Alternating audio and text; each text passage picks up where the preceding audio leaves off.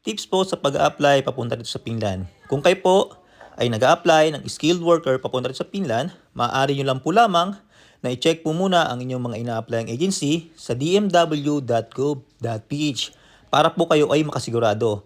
Pumunta po kayo sa mga website or mga Facebook page ng inyong mga agency ina-applyan at doon nyo po makikita ang mga link kung saan at po pwede kayong mag-apply. Kaya ano pang hinihintay po natin mga kababayan po natin, mag-apply na papunta rito sa Finland. Kita-kits tayo dito ha.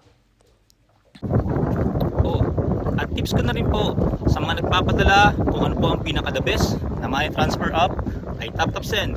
I-download na po ito sa Google Play at sa App Store. Sila ay safe, secured at mabilis pagpapadala. May makukuha pa kayong 15 euro na bonus sa unang padala. Gamitin nyo lang po ang promo code na Mike in Finland. Para sa unang padala, may 15 euro na bonus po kayo. Kapag hinihintay natin, mag-TapTapSend na po. Sa lahat po ng info at sa mga katanungan about sa Finland, i-follow at like nyo lang po ang aking Facebook page at YouTube channel. Salamat po. Bye-bye!